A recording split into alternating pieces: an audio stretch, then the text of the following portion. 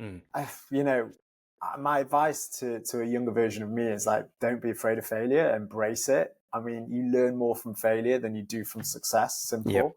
Yep. I think just those, if you can go, if you've been through a moment of failure, you felt disappointment, maybe even shame and Yeah. humiliation, or certainly sadness. If you come through that, pick yourself up again and keep going. You look back at that moment, and that moment, you'll see, is it's such a fundamental experience that shapes Mm. you and is part of your future.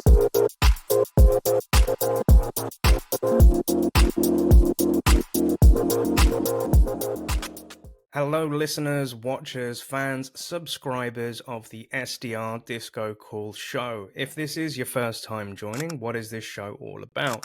So there's a kind of industry called tech sales where people are selling software, and also there's a job function within that called sales development. And primarily these type of people like to reach out to customers to introduce their software, or perhaps they're coming through their website and they want to learn more about the software. And what we look to do is find great and interesting people within this profession to give you a little bit of an insight, perhaps convince you to come on board to the dark side. And my job is to find these people and interview them to pick their brains and see what it's all about. So my name is Neil Bhuiyan, and I'd like to say thank you for joining the show. And if you're watching this on YouTube, make sure that you like, comment, and subscribe down below. And if you're listening to this in your local podcast platform, what you could really do to help us out is by giving a rating and make sure that you subscribe. So with this great guest that we've got on today, this is somebody that I'm happy to say that I work alongside with. I've seen him across on LinkedIn, and we actually had the opportunity to meet face to face in London this week. So without further ado, guest, can you tell us, who are you, where are you based in the world, and what do you do?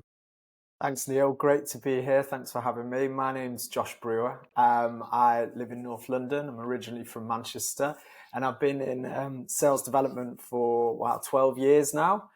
Previously, or traditionally, it's called Tele-Sales, and then it's been branded as sales development now, business development.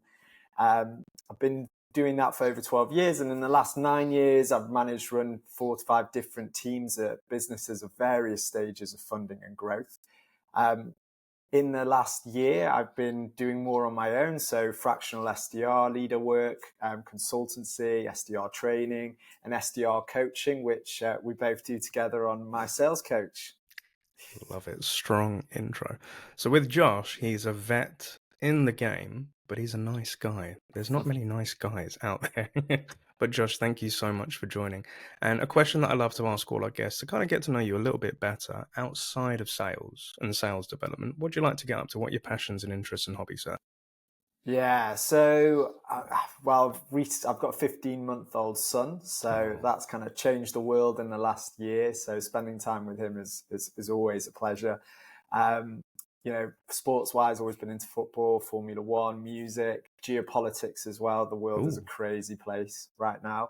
Hmm. But also, at the moment, I like projects. I like to be busy. At the moment, I'm venturing into growing vegetables in the garden. So that's the project at the moment for the summer. I love that. I love that. I've learned quite a few new things about you there, Josh. And at this part of the show, what we like to do is visit our guest's LinkedIn profile to get a bit of a visual insight and timeline into their journey and history. And as a reminder, with all of our guests, we'll be putting their LinkedIn profile into the show notes and into the description. So if you want to connect with them, pick their brains, or ask them anything about today's show that we've discussed, feel free to reach out. But as mentioned, Josh is a vet in the game, and he puts a lot of cool posts out on LinkedIn, so make sure that you give him a follow. But if we're thinking back, way back in the day in Greater Manchester, working for German Sales and Marketing, German Inside Sales, Head of Market Development, Head of Sales Development, also working at Aiden, quite familiar with those people. Head of Sales Development at Turtle, very familiar with those guys, and Mike Judge, who was a previous guest on the show many years back. My first hire at Turtle. Okay, we've got to find out more about that. Yeah. And as you mentioned, in the past year, you've been working alongside ourselves at My Sales Coach.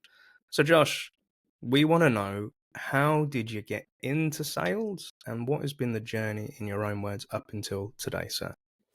Yeah. So, At uni, I didn't do anything to do with sales or business. I did Hmm. politics and German, but I was also in a band, so doing a bit of lead singing. But when Oh. I realised that wasn't kind of going to go anywhere, unfortunately, I left uni, went back to Manchester, and then I thought, okay, I need to earn some money. I want to go Hmm. traveling. So found myself working in a Tele-Sales agency doing data cleaning. Ah. So I did that for about 6 to 9 months.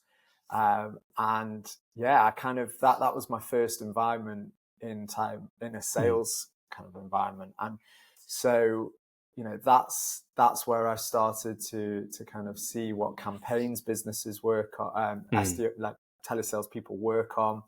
And yeah, started to learn from people around me. But once I'd been there for a while, I'd been traveling, that was when I thought to myself, okay, what am I going to do next? And at that time, about 10, 12 years ago, Hmm. London was pretty much the place to be. There was a Yeah. lot more opportunity than there is now in Manchester. I think things have changed. Manchester's growing, Thriving. Yeah. vibrant place.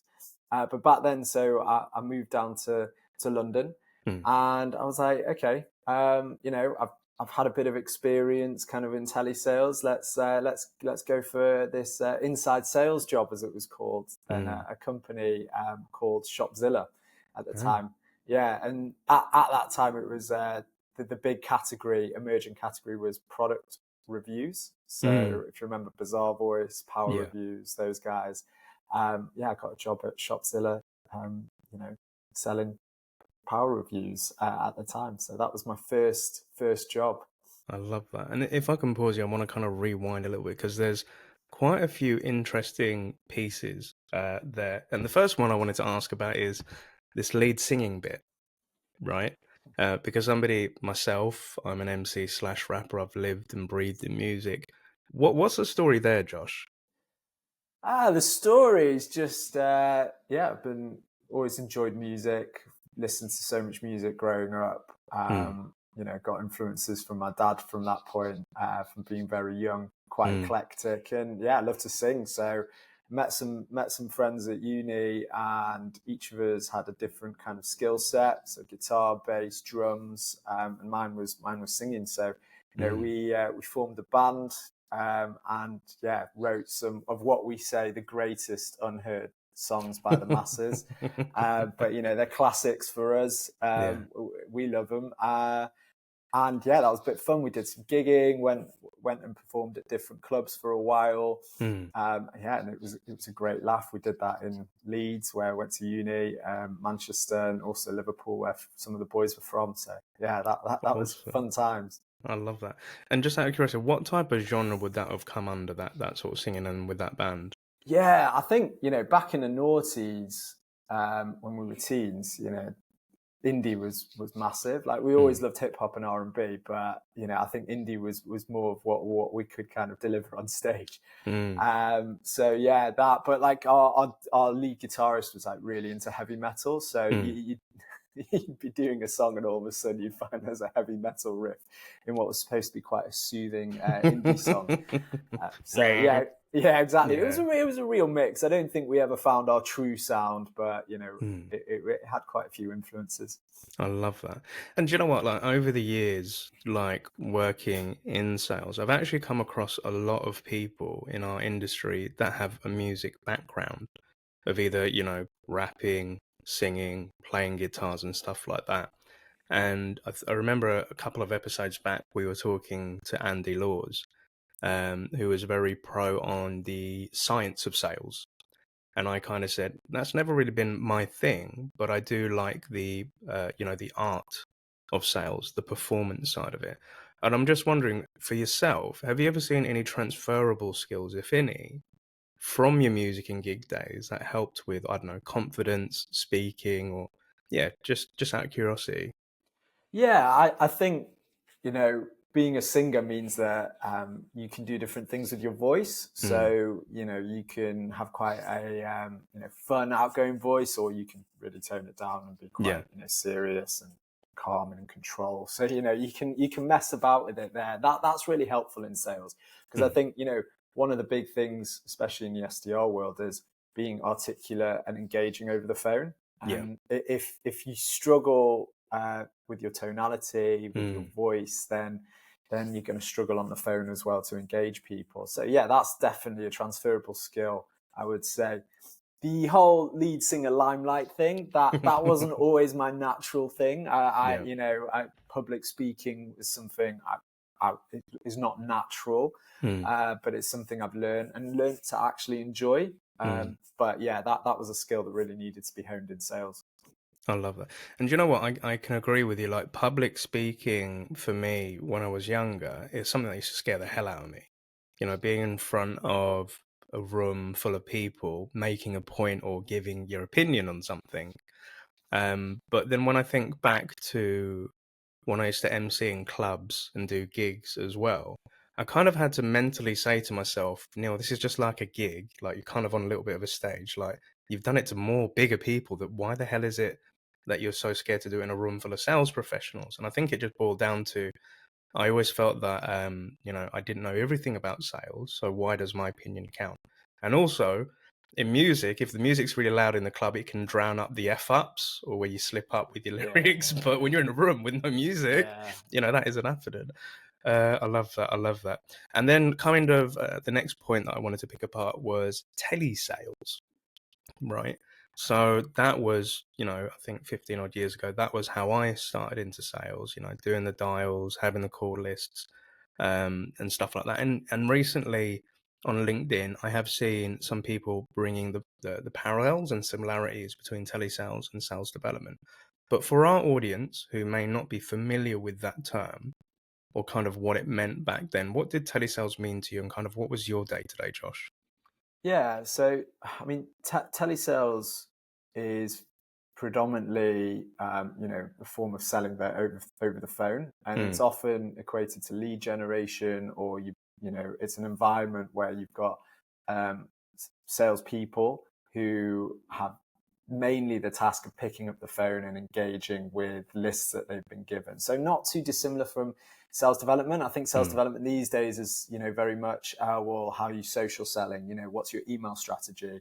mm, And, what sequencing tool are you using to put it all together and get out there? Whereas I think telesales is more predominantly IT, previously IT sales based mm. on getting on that phone. And that's why you find some of the best people on the phone are telesales reps, because Yeah. they've just done it day after day, campaign after campaign. When I mean campaign is, they're not just working one company, they might be working 2, 3 different companies, lists in a month, and selling in that kind of value proposition in that Mm, company to generate leads. So it's a great environment because people have really honed their skill there. mm, But what I started doing there was data cleaning.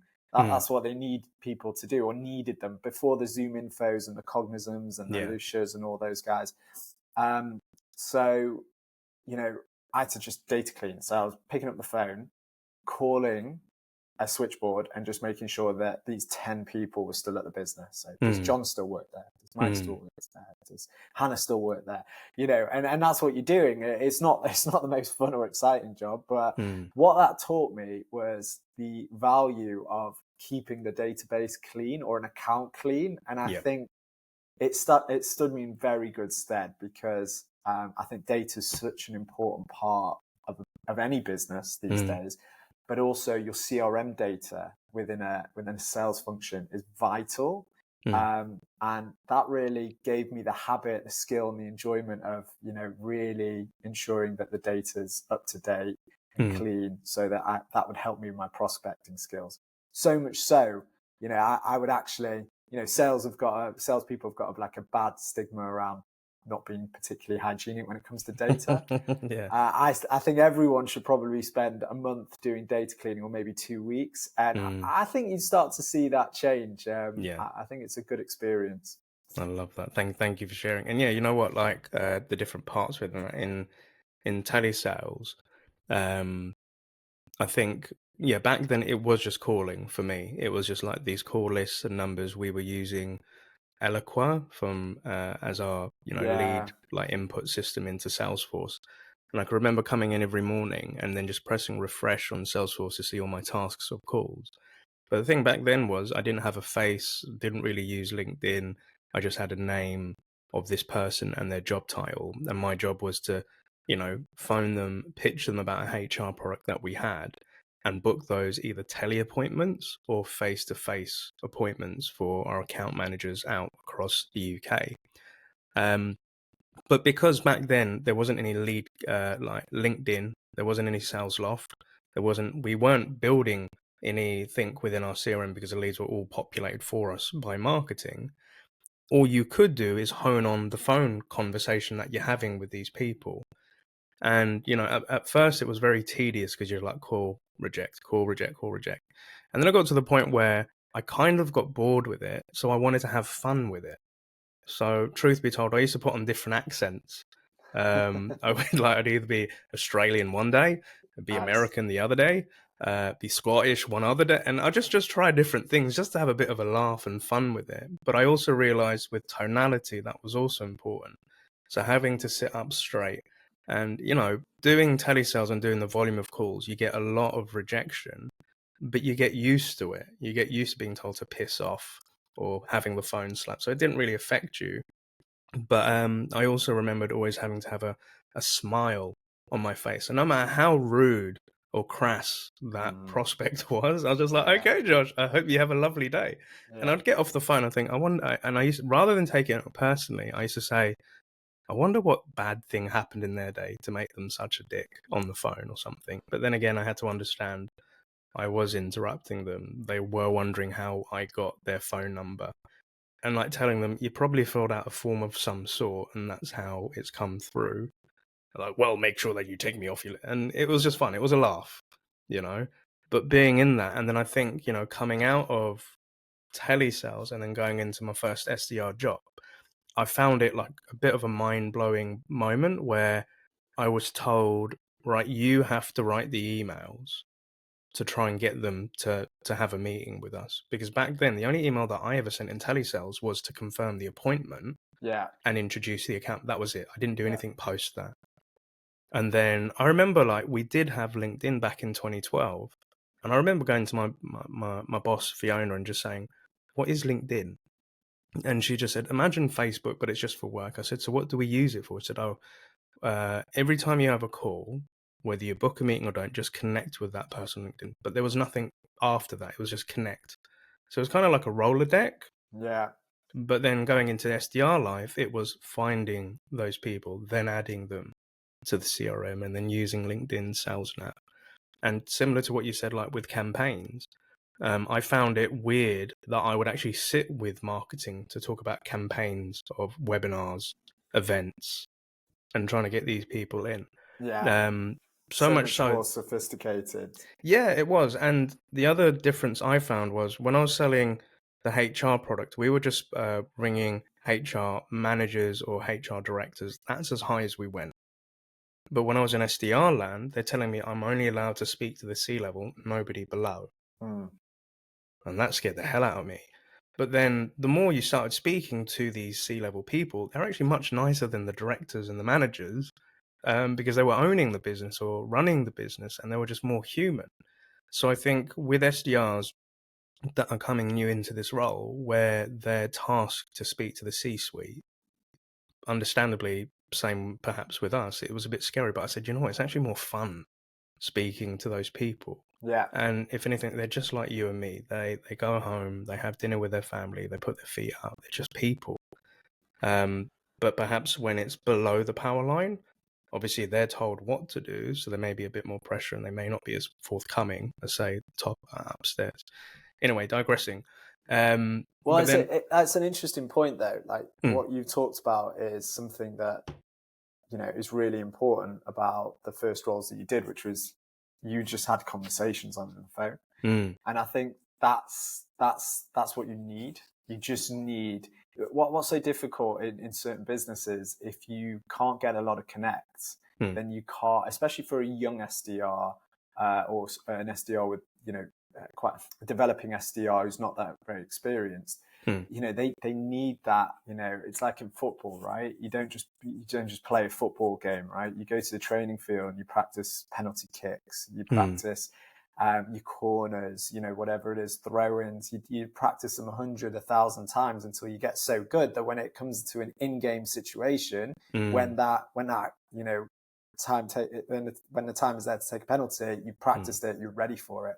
And I think that's what probably stood you in good stead, and what stood me in good stead was just getting on the phones and speaking to people. It's invaluable. Yeah, 100%. Because I think you're so right. Because like thinking back to it, all it was just having conversations, and in sales, like having meaningful conversations with people, being a great conversationalist is things that one of the skills that really help you out, because it's all great writing sequences, DMing, recording videos, but having the conversation with somebody, where I think I heard the other day somebody says people buy from people, but people buy from people that feel they're understood by, rather than them trying to understand you. So when speaking to those people on the phone, like understanding, what was their day-to-day job like how do they make decisions, what does it mean to be a HR manager, and what kind of stresses do you have, like you're learning something, you're taking a vested interest in them. And similarly, like I remember being an SDR and speaking to C-level people, I was just blown away that I was talking to a C-level person, and I was just like, how did you get the balls and gall to launch a company, and like what does it mean to make millions of dollars, and how does that feel to see that in your bank account, and what did it feel like to hire your first person? I was really interested in those stories. And yeah, to your point, like I know when some sales leaders may just say you just need to get on the phone and do it, but I think the way that you can position it is the early conversations you're going to have, you don't have to be the expert. You don't have to have a perfect call or a conversation. You learn it as you do along, as your analogy with Yeah. football. Like again, never really been a football person, and I was crap at football at school, and I just used to have a sick note for the PE teacher because I didn't want to do it. But I think back then you played football for fun. You'd kick the ball around, you'd emulate, your idols or your heroes and stuff. But then the more you probably did it, you probably had more fun with it, that you then wanted to pursue it professionally. So perhaps look at these calls as this is just the place, like I said, with the accents, just have fun with it. And when you start enjoying something, and it's perhaps the same with music, if you sing a little ditty, but you just keep doing, you enjoy it. With me, I just used to love hearing rap lyrics and then spitting them back, and then I was doing it for fun, and then it turned professional, So yeah, I love that. I love that. Yeah, for me, it never turned professional. So, I kept it to the craft. You never know. Maybe we need to have a My Sales Coach jam band. I really want to do that with some salespeople. Yeah, I think what you say is, I think that's the interesting thing. In My Sales Coach, you just said it.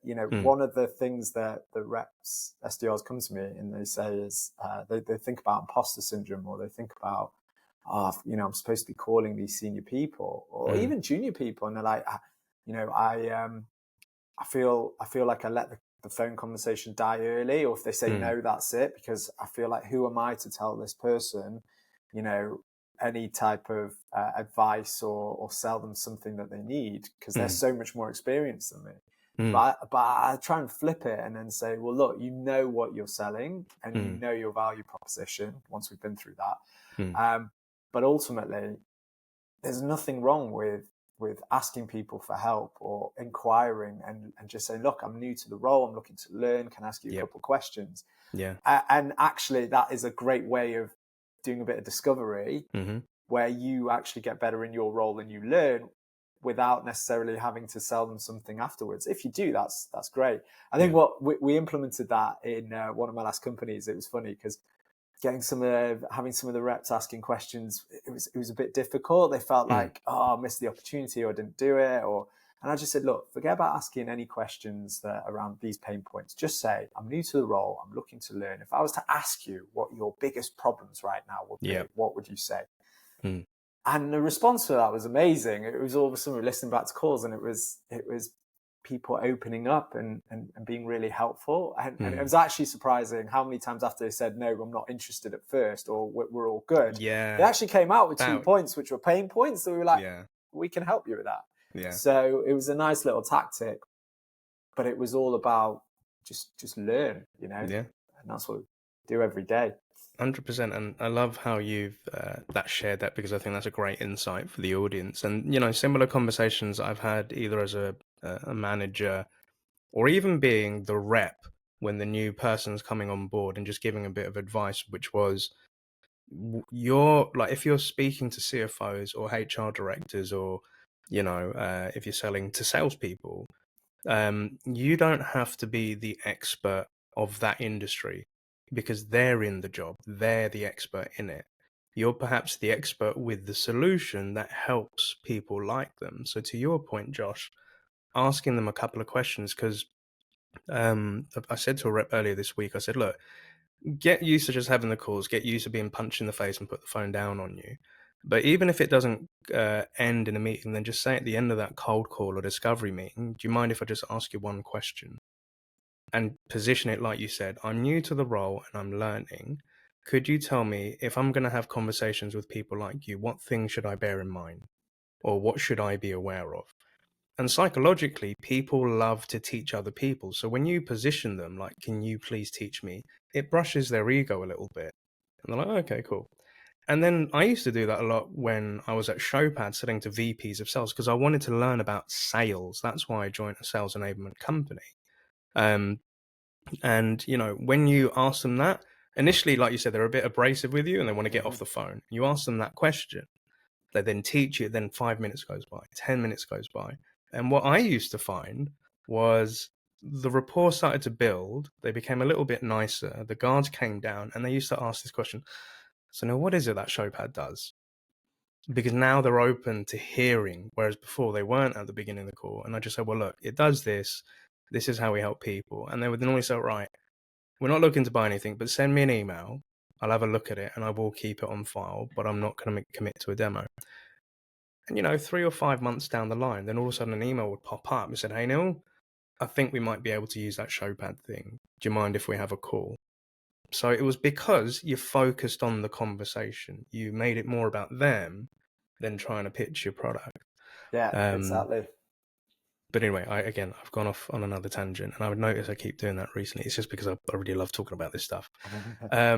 But would you mind at a high level just like walking us through the steps of, what was it like to be leadership, working in tech, SaaS and sales?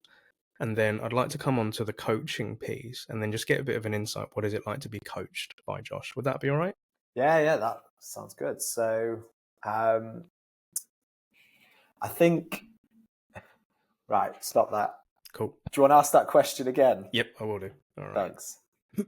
All right. So moving on to the next topic, Josh, I'm really interested to know, could you just give us like a high level of what did it mean to be a sales development leader, working in tech and SaaS, working with teams, and like, the lessons that you learned from it, because we may have some people that are thinking about going into leadership. And then I'd like to kind of caveat and go into, coaching and sales coaching and how you got into that side of it and where you are today. Would that be all right? Yeah, sounds good. I think, within the first, 2-3 years of sales development, the question always comes up, where are you going? What's the progression plan? And I was, it was, everyone around me, I want to be an AE, I want to be an AE, that's the next step. And it feels more like you are, rather than thinking about what you want to do next or what would be good for you, it was more about what everyone else is doing. And I think it came to a road where, crossroads where I was like, okay, what do I want to do? And an opportunity came up to be an SDR, team lead, team manager.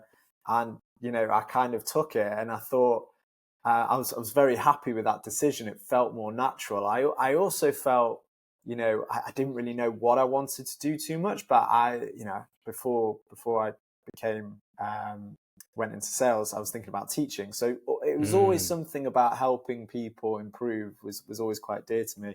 Yeah. And then as I became an SDR manager, I was like, wow, okay, how do I get good at this quickly? So, I started to realize, actually, I've got to break things down. I've got to break down the role and then see where I can improve, leadership, management, hiring, onboarding, training, enablement, reporting, all these different facets, skill sets. Like hiring is a tough one in itself. It's the most important part of any business, right?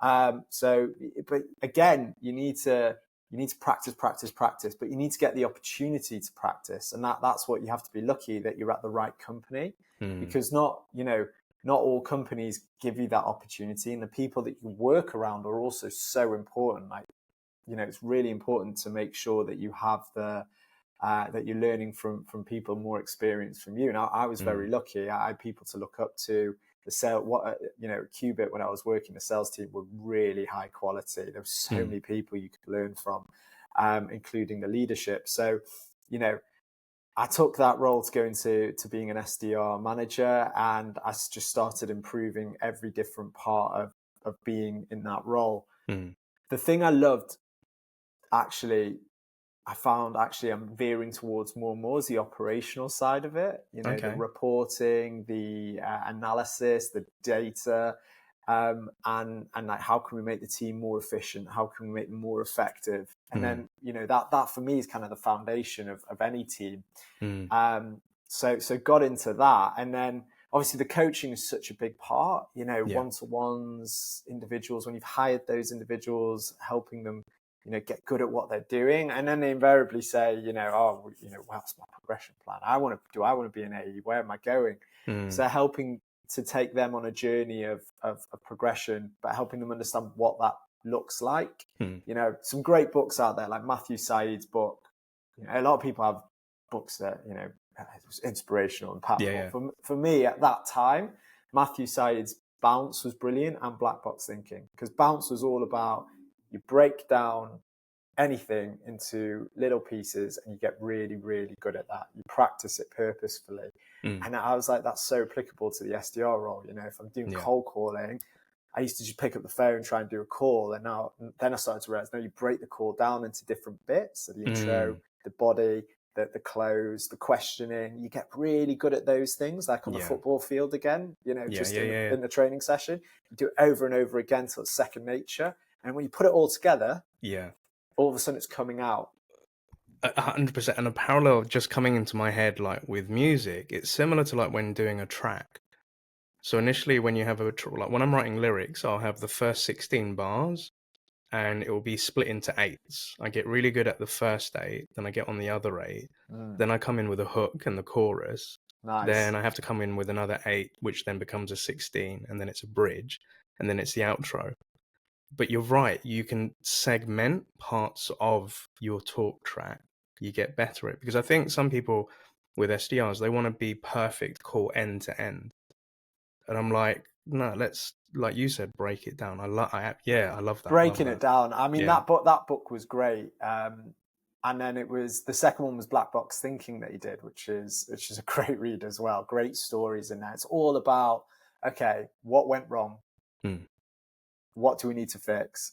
How can we implement that so it doesn't happen again? And that's another amazing kind of methodology almost, or to implement into the way of working. So those two books were really crucial, really impactful. And then, that was the time of Team Sky as well. Well, just after that, so David Brailsford and Marginal Gains, which was, put it all together.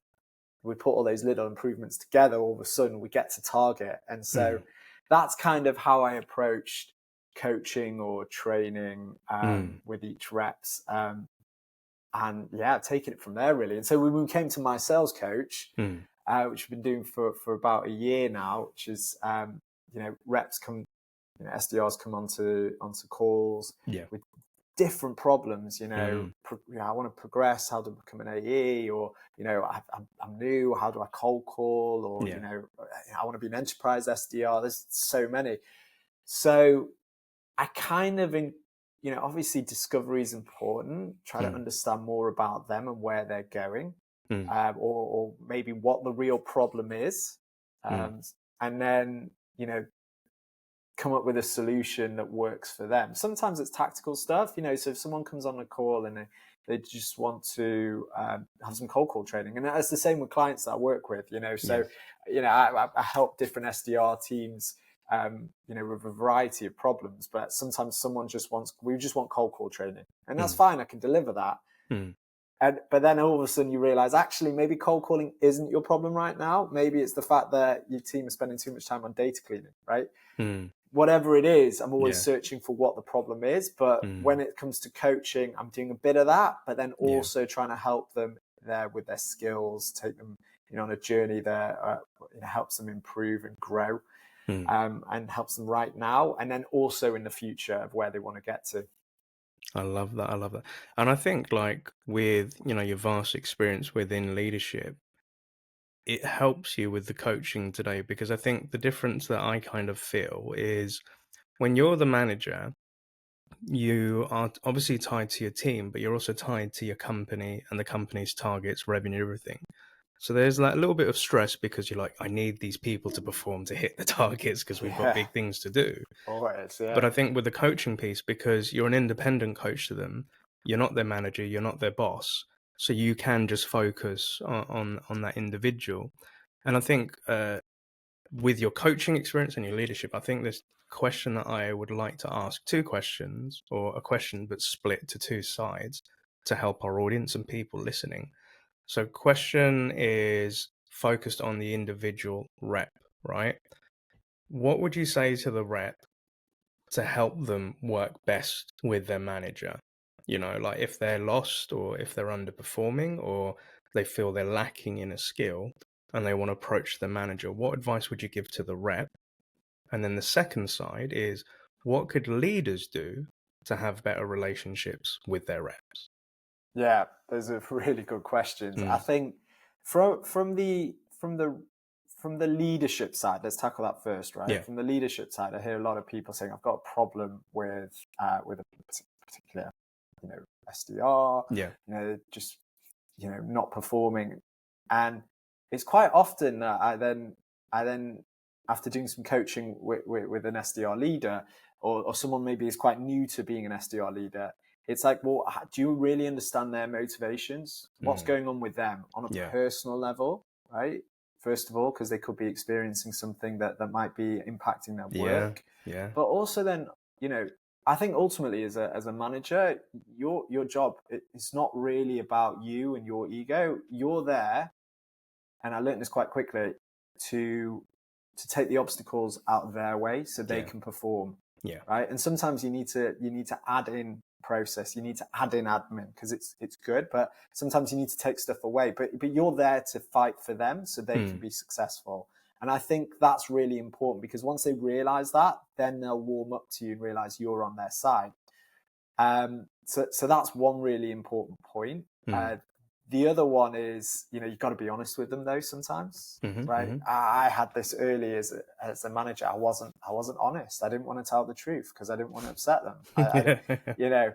Sometimes you've got to be cruel to be kind, and you really do. But I think, if you don't do that, and let's say they're not performing and you sugarcoat it, and then all of a sudden they're on the way to being out the door. Yeah.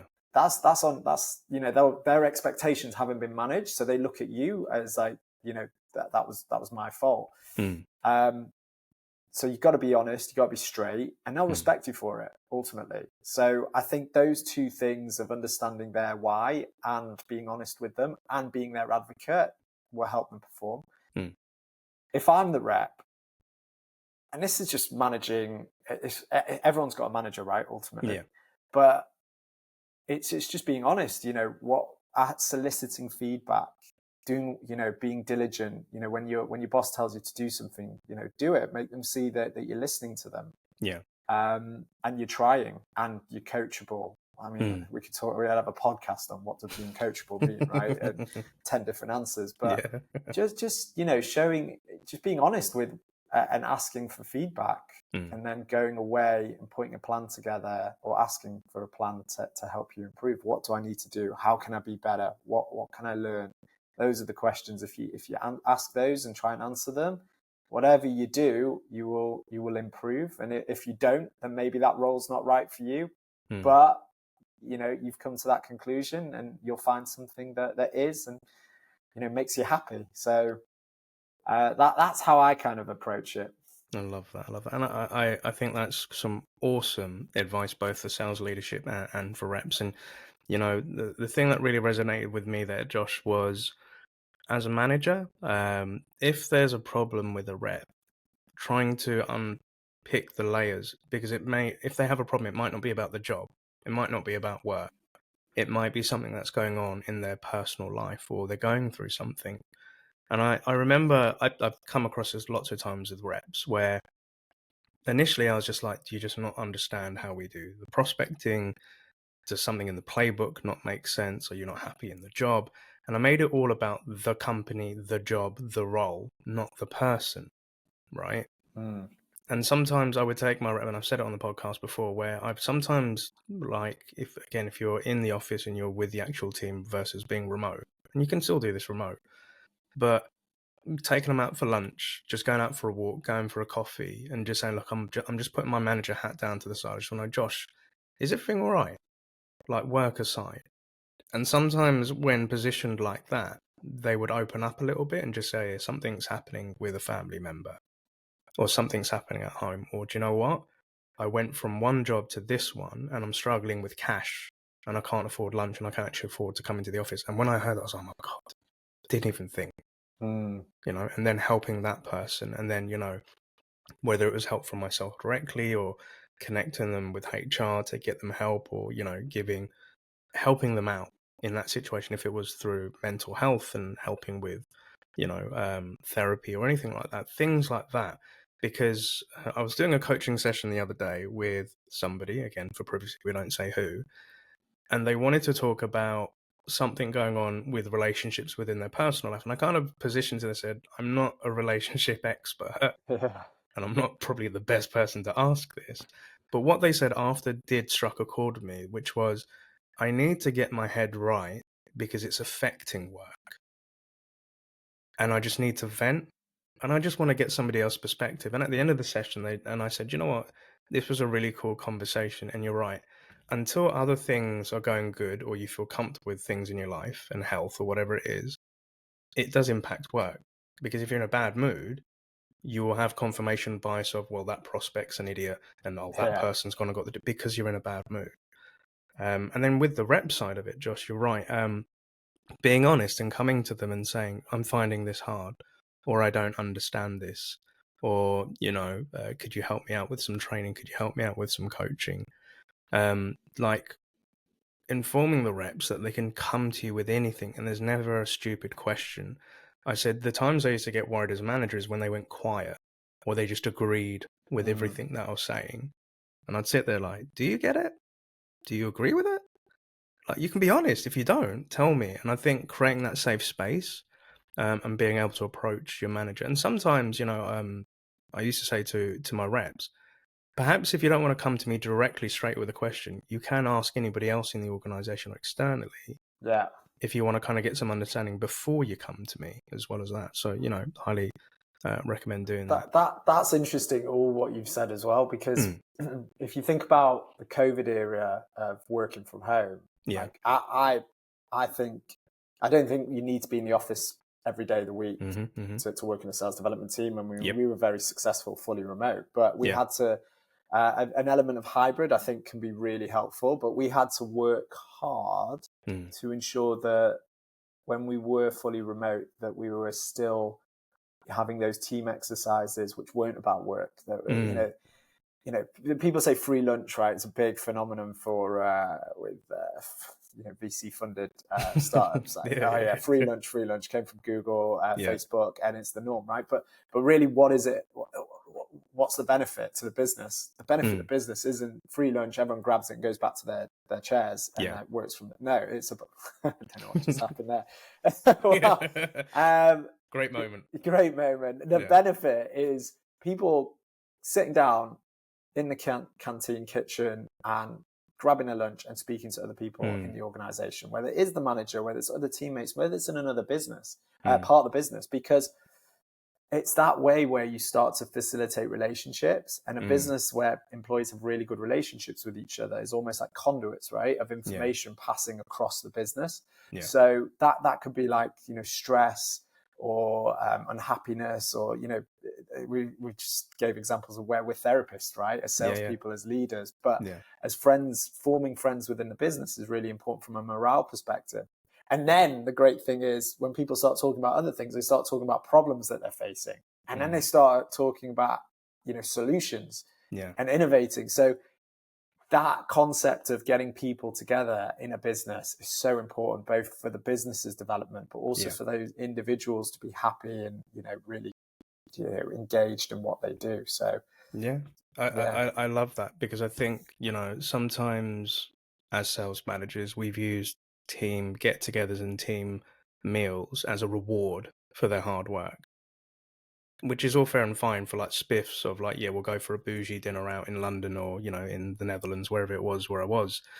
But coming back to your COVID piece, this is what kept me sane, right? So I used to encourage the team to do virtual lunches, but kind of like a bingo. So they would go meet with somebody in engineering or somebody in CS or somebody in marketing. And I used to literally sit at this desk and somebody on the side on the Zoom, and we'd have lunch. We'd actually eat our lunch together as if we were at the table. Um, which also, yeah, firstly, it helps my sanity, but it also helped with my social skills because Neil used to be a bit of a misery guts back in the day. I didn't used to like having lunch with employees or other people because I was yeah, like, I want to disconnect from work for a minute. yeah, And I want to doom scroll on my phone. I want to call my bestie round the corner and have a chat with them and not talk about sales and stuff. yeah, And thinking back to the days of being with my team when they went to the pub on a Friday, and I've said it on this podcast before, I was the manager that didn't want to go out with the team on a Friday because I wanted to go home because I don't want to be at yeah, work anymore. yeah. I can totally relate. Yeah, Yeah.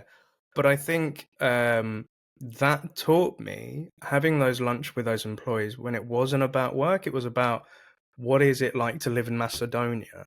Like, how are you brothers or sisters, or do you have any kids? What's that like? What do you do? And I found other musicians and found out that people like played drums or sang or did bass because I was like, oh shit, I didn't know anything about that about you. yeah. So I think it is really important to It's connect with people. it's crucial. Or like, I had that with one of my team. I was like, so, what's the ambition? And he was like, I want to buy a flat. Mm, That's what I want to do, and I want to do that in the next year. And I was like, okay, brilliant. Well, and then related it back to work from what was the social session was, yeah. well, we need to get you to that point. We need to get you, you know, earning the amount of commission that you need to Mm. be able to get that mortgage. So yeah, but I can totally relate to that. Oh, I just don't feel it tonight, this week. I don't want to go out. But you have to go because Yeah. it's just those conversations, it's those relationships. That's such an important part of a thriving business culture, and also, managing a team. 100%. And I think like even relaying it to the recent MSC London event that we were all at, a lot of these other sales coaches, we've all spoken to them online, but here was an opportunity to actually sit down, hug them, shake their hands, have a bite to eat, have a drink and whatnot. But I think, again, going to keep them anonymous to their name. But one of these coaches was somebody that I saw as quite a vet in the game. They've been a sales trainer, they're a sales coach, they also run a podcast, etc. And when we sat down together, there was a kind of moment of vulnerability where this person hadn't really been in the tech or SaaS space. They hadn't really understood what the SDR role was. So here was an opportunity to say, oh, I get to teach you something. And then it turned into us talking about content creation and then asking Neil, how do you do that thing on YouTube? And like, how do you record all these videos and everything and post it on LinkedIn? And we're sharing like notes. And I kind of said to this person, I was like, do you know what? When I do videos, I actually play the video in my head as if it's already done. So when I have the camera, I'm actually capturing the things that I already saw in my head. And he said, yeah, that's such amazing. That's But it was amazing. that element of coaching aside and getting to know the person. And I actually felt a little bit closer because at first, because I saw them as a vet in the game, I was intimidated by them. But then Yeah, actually meeting and talking to the person, I was like, oh, actually, you're kind of cool. Not saying that they weren't cool, but I didn't know about them. So I think it is really important to have those chats with your team, with your colleagues, understanding their motivations, where they're coming from, what they want to achieve. I think, yeah, you're spot on, mate. Yeah, and I mean, you can take that into being a salesperson, right? You Mm, know, you people selling to people. So, you know, if you're selling a product where it's quite competitive and it's a bit of a who can sell a cheaper price, and you've got to offer something else, mm, and that is the relationship, right? And you know, if you can form a relationship with someone on the other end, and sometimes you're just listening to their challenges or difficulties, and that's that, and then you get down to business. That's an important skill to have, and mm. it's hard to do that remotely. Face to face is always better, Yeah. but well, usually better. But you know, it can work either way. But it's just important to put time in with people. I think that's what I've learned to do more and more of, you know, in my older age, so to speak. And if thinking back to like earlier part of this discussion, it was like the art of conversation on those cold calls. You know, in telesales, just calling, having conversations, focusing. And this is the skills that really help you to be a better salesperson and have those sort of meaningful conversations. So, do you know what? This has been an awesome freaking episode. Really have enjoyed you coming on board, Josh, and also getting to know you a bit better remotely. But the question that I love to ask some more of my guests as before we wrap up is, if you could speak to that young Josh who's in Manchester, maybe he's just done his last gig and he's thinking about moving to London, what 3 bits of advice would you like to give that Josh? Yeah. So growing up, I think for some, you know, when I grew up thinking perfection was possible, Mm, or is even achievable, right? And and therefore I was afraid of failure, because that was kind of, you know, the antithesis of perfection. But mm, you know, my advice to a younger version of me is like, don't be afraid of failure, embrace it. I mean, you learn more from failure than you do from success. yep, Simple. yep, I think just you know, those, if you can go, if you've been through a moment of failure, you felt disappointment, maybe even shame and yeah, humiliation, or certainly sadness.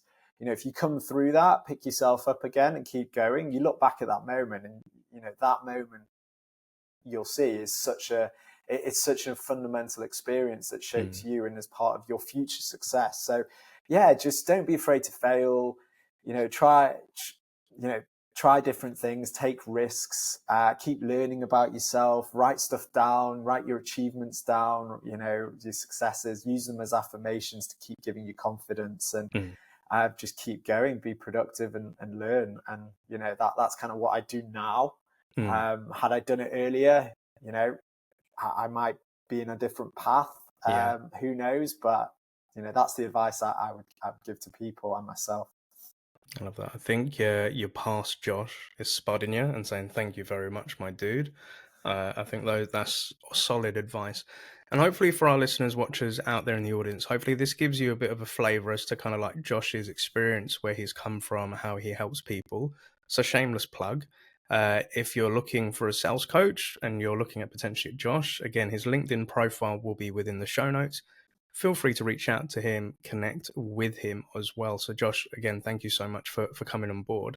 And as a gentle reminder for all of our listeners, watchers out there, if you are watching this on our YouTube channel, please make sure that you like, comment, subscribe, and share this chapter.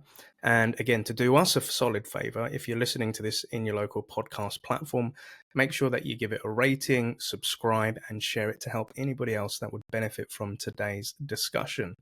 But Josh Bruer, an absolute privilege and pleasure to have you on board. And maybe one day we could gig it out with the My Sales Coach crew. But most importantly, have a great weekend, sir, and happy selling. Thanks, Neil. Likewise, thanks for having me on board.